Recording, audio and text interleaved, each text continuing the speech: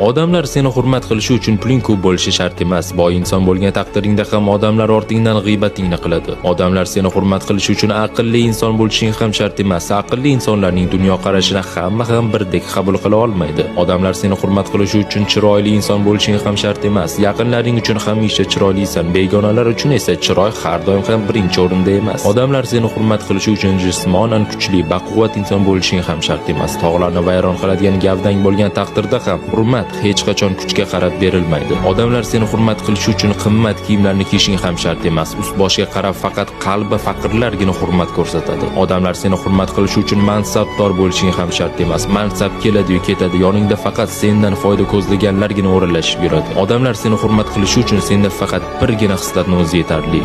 Muomala. Mana gap nimada?